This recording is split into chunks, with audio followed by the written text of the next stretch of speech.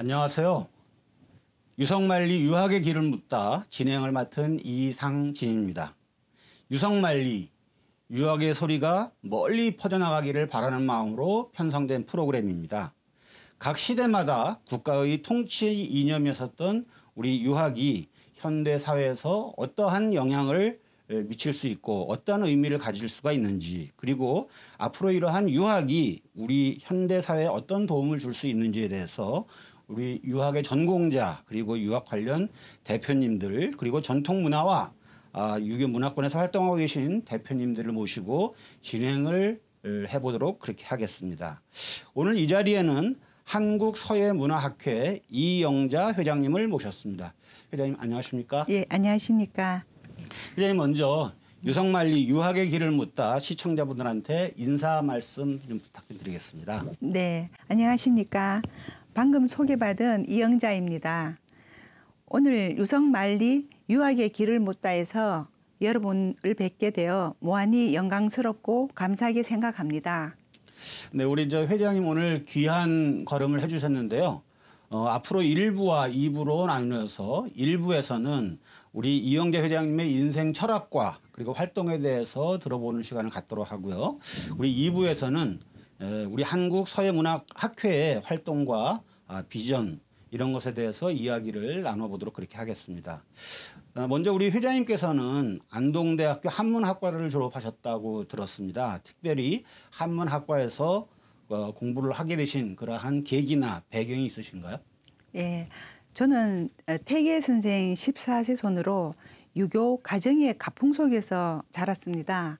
예, 선생께서는 이 자녀 교육에 무척 엄격하셨어요. 이 한문학과를 선택한 것은 제가 좋아서라기보다는 아버지의 명을 어길 수 없어서 어쩔 수 없는 선택이었습니다. 한문학과가 아니면 학교를 보내지 않겠다고 하셔서 저 아래 동생도 한문학을 하였고 저에게는 이 친정 형님이 되는데 오빠 댁도 이 성균관대 한문학과를 졸업한 며느리를 보셨어요. 선생님께서 평생 한우로 여겨셨던 것이 오빠를 한문학과 보내지 않았던 것이었습니다.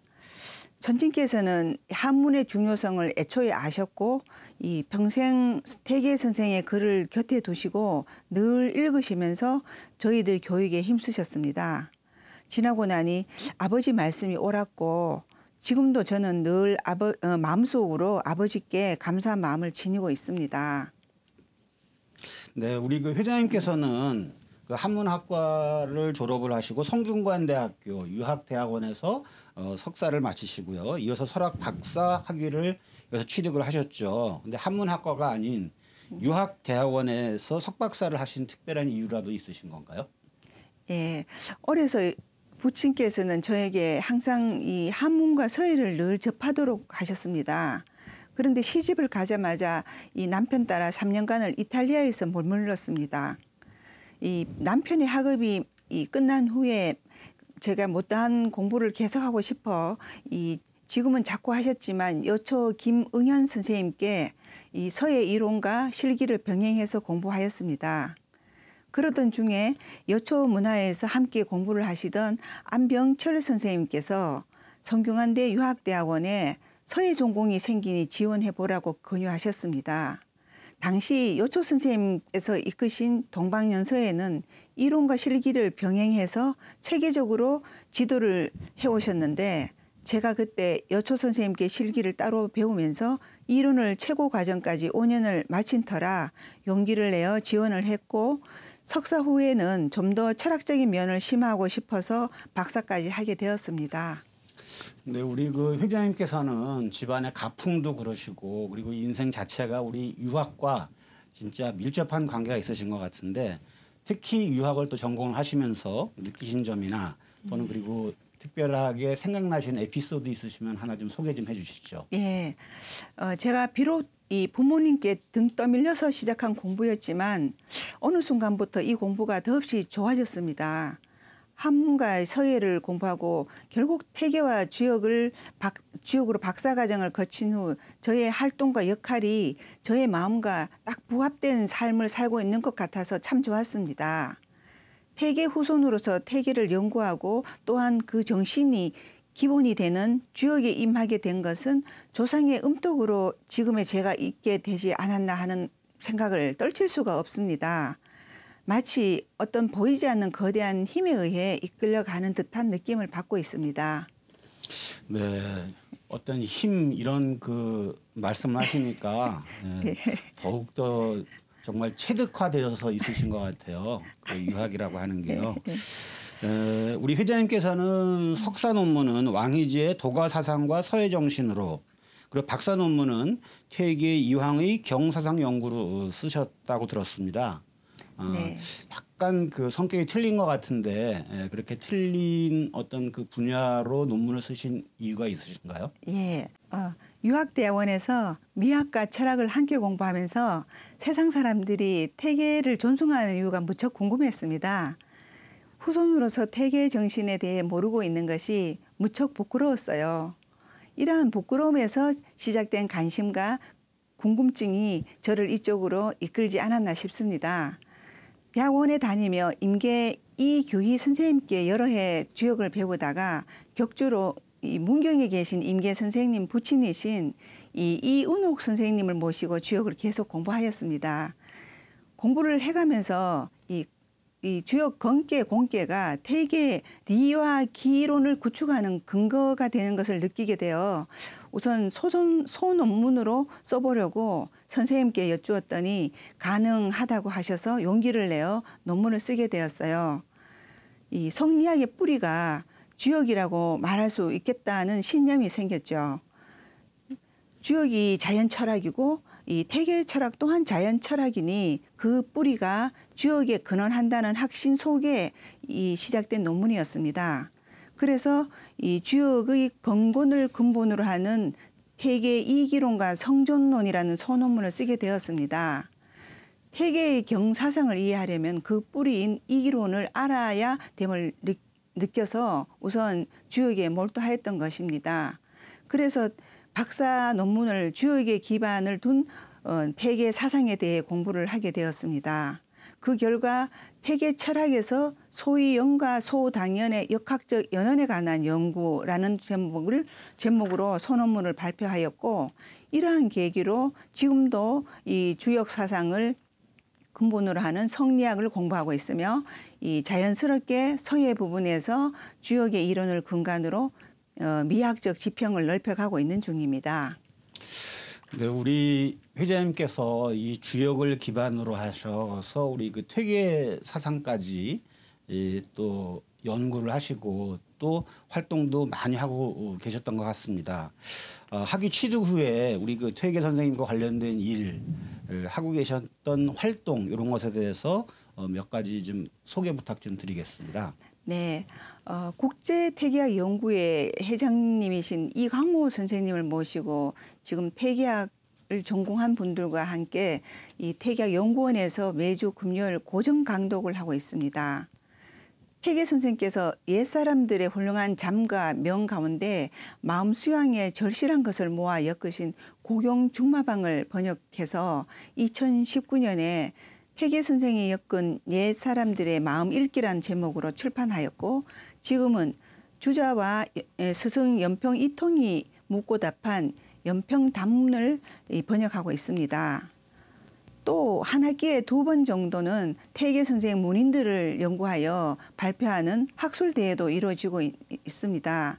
이 퇴계학에 관심이 있으신 분들은 오시면 언제든지 환영합니다. 저 개인적으로는 퇴계학 연구원에서 주역 강좌를 열어서 진행하고 있습니다. 또 영남대 명예교수인 이장우 교수님과 함께 퇴계 선생님께서 집안 사람들에게 쓰신 편지글인 가설을 읽고 있고, 또 진성이가 종친회관에서 붓글씨도 지도하고 있습니다. 저희 또 공부방 소소저에서는 이 일반인들에게 주역과 성학 10도를 강의하고 있습니다. 또 휴일에도 이 퇴계 선생이 엄한 부친이라 이 표현하신 심경부주를 강의하고 있습니다. 그리고 이 성균관대학교와 안동대학교에서 강의를 했었고, 지금 작년부터는 이 한양대학교 대학원에서 강의하고 있습니다. 정말 하루 24시간이 모자라는 그러한 그 엄청난 활동량을 보여주고 계시는데요. 우리 그 회장님께서 생각하시는 우리 그 퇴계 사상의 핵심은 과연 뭐라고 생각하시는지 그 의미와 진짜 우리가 우리에게 퇴계 사상이 가져다주는 유익한 점이 있다고 생각하시는 부분이 있으시다면 어떤 걸 소개해 주실 수 있으실까요? 예, 성리학은 이제 현세 철학입니다. 현실 세상 철학이라는 말이죠. 이 조선 중기에 이 당시 성리학을 꽃피웠다고 표현하고 있는 퇴계 철학 역시 이 현실 세상에 부합되는 자연 철학인 것입니다. 그것은 자연의 이치를 담아놓은 주역을 근간으로 해서 만든 태극도와 천명도에 잘 드러납니다. 성악십도 제1도인 태극도를 보면 하늘로부터 내려오는 이 천명이 즉 리가 태계 선생님이 말씀하신 그 리가 5단계를 거쳐서 이 만물과 인간 내면에 내재하는 과정을 입체적으로 그려놓은 것입니다. 또 천명도는 이 추만 정준이 처음 작성한 것인데 태계 선생이 수정 보완하셔가지고 완성하신 것으로 이 그림에 보면은 이 역생이라고 하여 이 식물은 뿌리를 이 땅을 향해서 이제 자라고 이 또 동물은 또 행생이라 해서 머리를 옆으로 이제 해서 자란다고 하였습니다. 그런데 우리 인간은 평정직립으로 해서 바르게 서서 지내면서 이 두원족방 그러니까 머리는 둥글고 발은 모났다 하는데 이 머리는 하늘에 뿌리를 두고 있고 발은 땅에 뿌리를 두고 있음을 나타내고 있습니다. 이는 정신과 몸의 근원이 다르다는 것이죠. 저는 이 퇴계의 리의 현대적인 해석이 정신이라고 생각합니다. 인간의 몸은 정신을 담는 그릇으로 결국 한 줌의 흙으로 돌아가지만 내 안에서 나되게 하는 하늘로부터 받은 리, 곧 정신은 이 자연의 보편적 원리로서 우주 자연의 일반적 운행, 때로는 신비한 운행으로 인간과 상호 관계 속에서 동시성으로 작용하고 있습니다. 그래서 태계 선생은 신의 구별이 3가지가 있으니 하늘에 있는 신, 사람에게 있는 신, 제사의 신이 있다. 이 3가지가 다르기는 하나 그 신이 되는 것은 같다고 하셨는데 정신은 이로써 자연과 나와 조상이 맞닿아 있다고 할 수 있습니다. 성악십도 2도에 보면 그 서명도에 보면 첫머리에 건칭부 권칭모 하늘은 아버지를 일컫고 땅은 어머니라 일컫는다 하여 인간은 하늘과 땅을 부모로 여겨 자연을 존중하고 자연을 애호하여 자연과 함께 조화된 삶을 살아야 한다고 했습니다. 그렇지 못한 현실이기에 이렇게 코로나로 위협을 받고 있는 것이지요. 이렇듯 퇴계 사상의 핵심은 성악십도에 잘 나타나 있습니다. 그리고 제가 대학원에 다닐 때 이기동 선생님께서 퇴계 사상의 핵심을 2글자로 말하면 뭐냐고 물으셨는데 제가 대답을 못했어요. 선생님께서 실천이라고 일러주셨습니다. 바르게 실천하기 위해 공부를 하고 공부해서 알게 되면 그대로 실천하는 삶을 살라는 것이죠. 주요 계사전 상전에 보면 전호덕행이라는 말이 있습니다. 덕행을 행하라는 말로 매듭을 하지요. 퇴계 철학은 이 리를 알고 실천하는 데 있으며 이에 경례 실천으로 그 문제를 극복할 수 있으리라 생각합니다. 네, 우리 회장님께서는 최근에 국제 퇴계학 연구회에서 연평단문이라고 하는 책을 아마 번역하고 계시다고 얘기를 들었습니다. 현재 진도가 어느 정도 나가셨는지 그리고 그 책에 대해서 좀 소개 좀 해주실 수 있을까요? 예, 이 연평단문은 이 도학의 핵심 문제인 미발시의 함양을 다룬 내용입니다. 여기서 함양이란 벽실을 물에 담궈 촉이 나오도록 하는 것으로 미발시 함양은 감정이 아직 드러나지 않았을 때 인간의 선한 싹을 잘 기른다는 뜻이죠. 28세의 주자가 65세의 노년의 유학자 이통과 7년간 나눈 철학적 대화가 수록되어 있으며 이 신유학의 철학적 쟁점들이 거의 모두 논의되고 있습니다. 이 책은 본성을 기르는 공부인 이 함양 공부의 좋은 지침서가 될 것이라 여겨집니다. 지금은 주자의 연평단문과 아울러 작자 미상인 후론, 주목이 쓴 보록, 그리고 대산 이상정의 이 속록을 모두 번역했습니다. 다 하고 이제 지금은 수정 작업에 들어가고 있습니다. 예. 네. 저 우리 회장님 지난 3월에 우리 네. 퇴기 이황 선생님의 귀향길을 걷다라는 행사가 있었지 않습니까? 예. 네. 그 행사에 대해서 혹시 뭐 느끼신 점이나 해주고 싶은 그런 말씀 있으시면 한 말씀 부탁드리겠습니다. 예.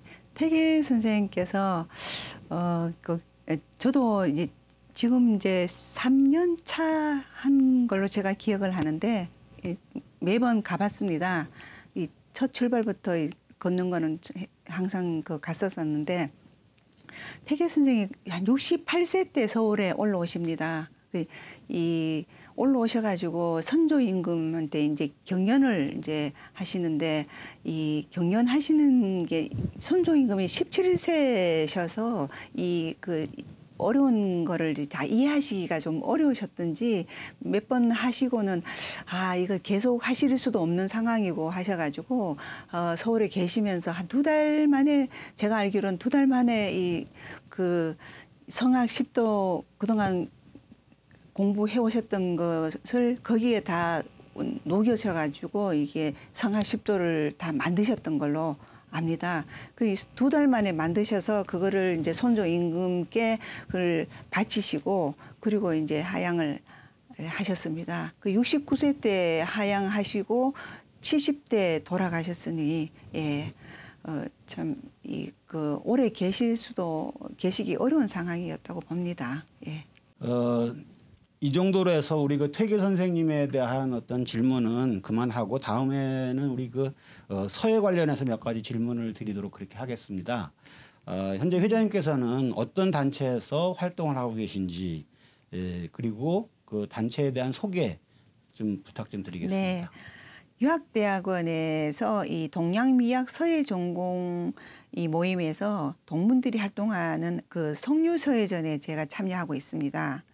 서예는 문자가 지니고 있는 문학성, 역사성, 철학성, 예술성이 함축되어 있습니다. 그렇기 때문에 성리학자들의 말씀 속에 기감이 되는 훌륭한 문구들을 이 서예 작품에 담아서 표현하고 있습니다. 여러 번 반복해서 쓰는 가운데 마음도 수양이 되고 작품에 담은 좋은 문구를 마음에 새길 수도 있죠. 예.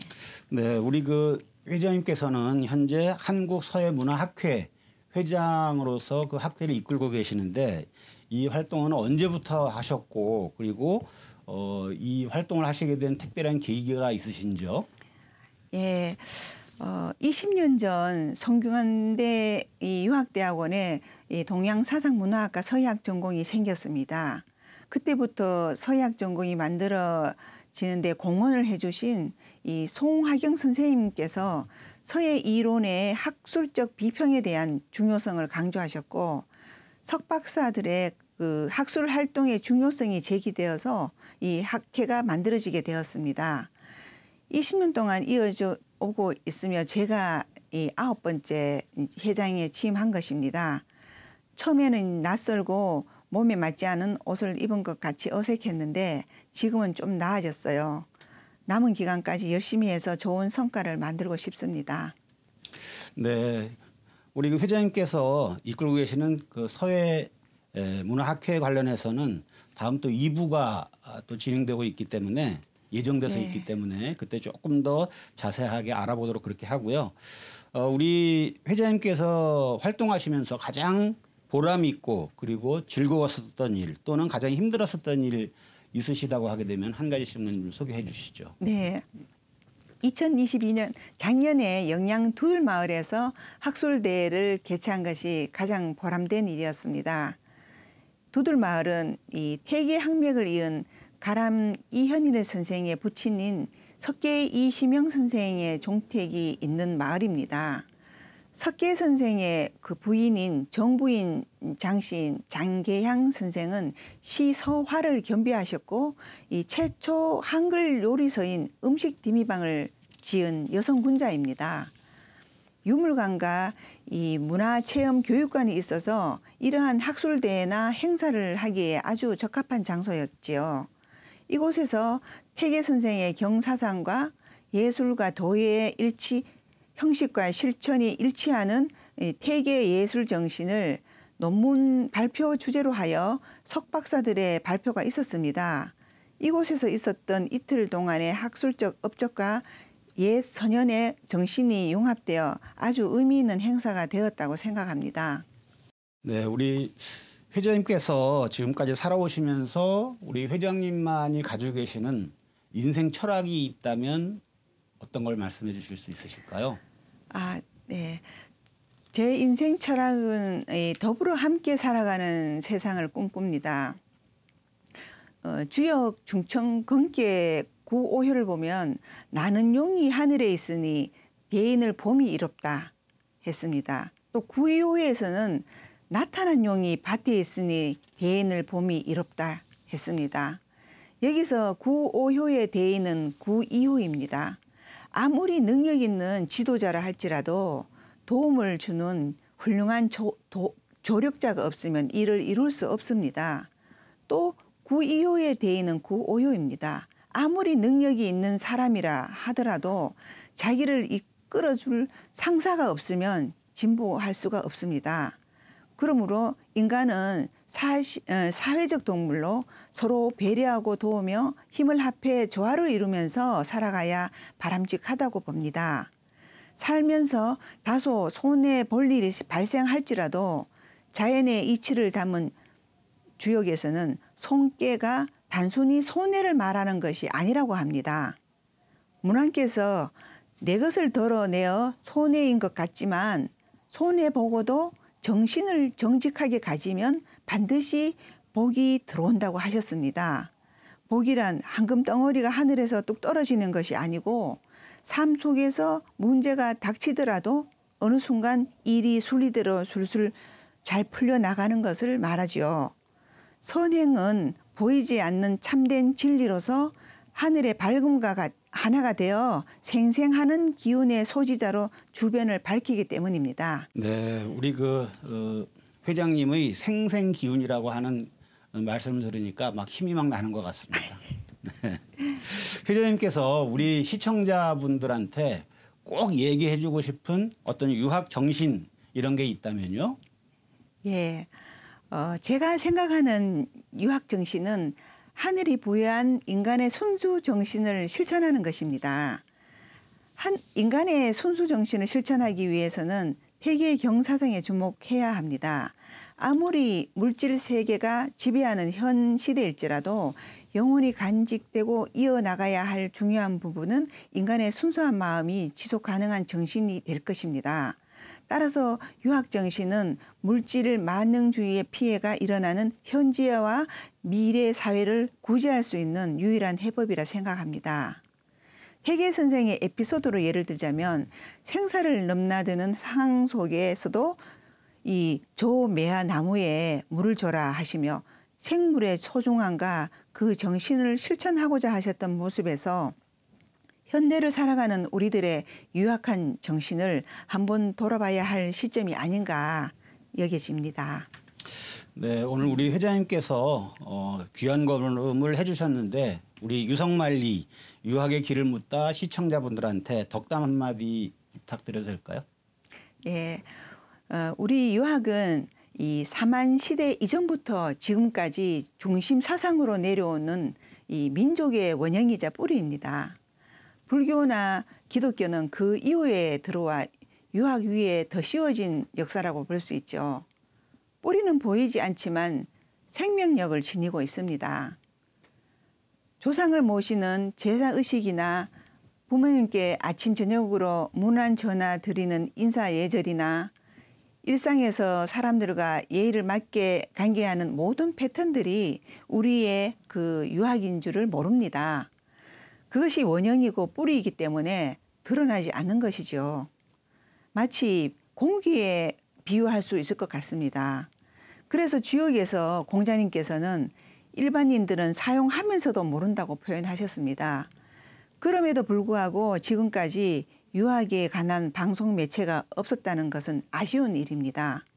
늦었지만 지금이라도 이 인생 철학과 실천을 강조하는 유교 철학을 방송으로 만날 수 있다는 것은 참으로 다행이고 높이 평가합니다. 우리 이제 회장님 말씀을 들으니까 우리 그 유림 방송이라고 하는 게 얼마나 가치가 있고 그리고 어떠한 사회적인 소명 의식을 가지고 해야 되는지 이 부분에 대해서 느끼게 하는 것 같습니다. 우리 유림 방송에 대해서도 조언이나 아니면 부탁의 말씀 한 말씀 해주시죠. 예, 다시 한번 강조합니다만 유학이 한국 문화의 원형이니만큼 유학의 길은 우리 이 전통의 뿌리에서 찾아야만 합니다. 유성만리 선비의 소리가 만리에 퍼진다고 하셨듯이 5천 년의 역사가 녹여져서 나오는 철학적 담론들이 지금 우리 유림 방송을 통해 전달되고 있는 것입니다. 유림 방송이 이 사회를 올바르게 나가게 하는데 일조하리라 기대합니다. 이 어지러운 세상을 헤쳐나가게 하는 해안을 줄 수 있는 컨텐츠가 가득한 프로가 되었으면 하는 바람입니다. 자, 오늘 우리 이영재 회장님 모시고 좋은 말씀 많이 들었습니다. 오늘 대담은 여기까지 하고요. 오늘 함께해 주셔서 정말 감사드립니다. 네, 감사합니다. 유성만리 유학의 길을 묻다. 오늘 이영재 회장님과 함께한 1부는 여기서 모두 마치도록 하겠습니다. 시청해 주신 우리 시청자 여러분 감사드립니다. 지금까지 진행자 이상진이었습니다. 고맙습니다.